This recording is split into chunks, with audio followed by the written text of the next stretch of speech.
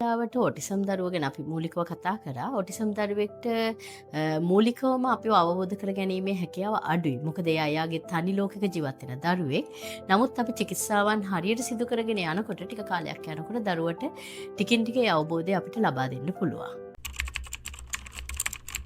Autism දරුවෙක් සකස් කිරීමේදී අපි මුලින්ම කියන්න කැමති දෙමාපියන්ට වැඩිහිටියන්ට අපේ සමාජයට. මොකද ඔටිසම් කිව්වහම ඒක රේන්ජ් තුනකට අපි බෙදනවා, මයිල්ඩ්, මොඩරේට් ටු සිවියර්.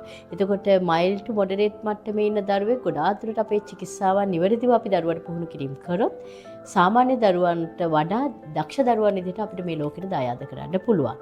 නමුත් සිවියර් ඔටිසම් මට්ටමේ ඉන්න දරුවෙක්ට අපි විශාල කැපකිරීමක් කරන්න ඕනේ.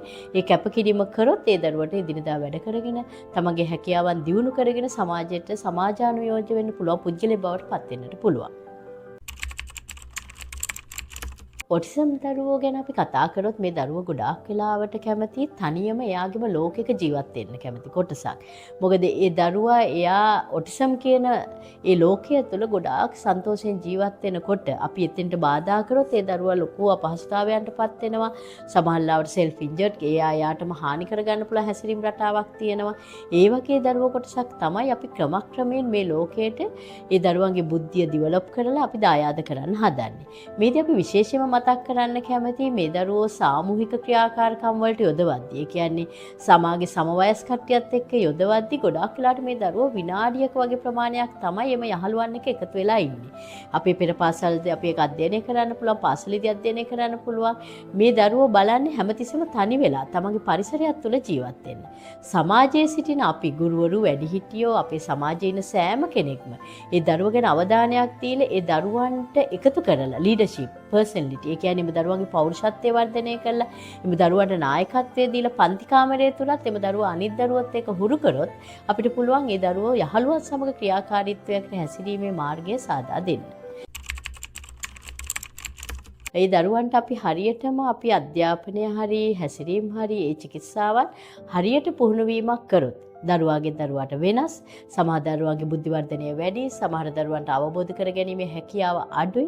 අපි එතකොට ඒ දරුවකින් දරුවට අවබෝධ කරගෙන අපේ ඒ ට්‍රේනින් ෂෙඩියුල් එක, ඒ කියන්නේ අපි ට්‍රේනින් එක දරුවකින් දරුවට ලබා දෙනකොට සමහර දරුවෝ අපි හිතුවටත් වඩා ගොඩාක් දක්ෂ දරුවෙක් ලෙස මේ ලෝකෙට අපිට දායාද කරන්න පුළුවන්. ඒ වගේ අපේ උදාහරණ ගොඩාක් තියෙනවා සිල්මොත් වලින් බිහි වෙච්ච දරුවෝ ගැන. ඊට අමතරව අපි සාමාන්‍යයෙන් ඒ දරුවොත් එක්ක කටයුතු කරනකොට ඉවසීම 100,000ක් ප්‍රගුණ කරන්න ඕන කියන එක මගේ මතයක් තියෙනවා.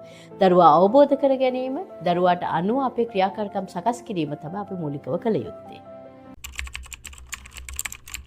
මේකට අපි නිවැරදි චිකිත්සාවන් තමයි එම දරුවන්ට ලබා දෙන්න ඕනේ. එතකොට අපි ඒ දරුවන්ට සුදුසු චිකිත්සාවන් ඒ පරිසරයන් තුල අපි ප්‍රගුණ කරොත් අපිට සමහර දරුවෝ ඉන්නවා උදාහරණ වශයෙන් මැත්ස්, ඒ කියන්නේ ගණිතමය පැත්තට ගොඩාක් දක්ෂ දරුවෝ ඉන්නවා. සමහර දරුවෝ ඉන්නවා සින්දු කියන්න දක්ෂ දරුවෝ.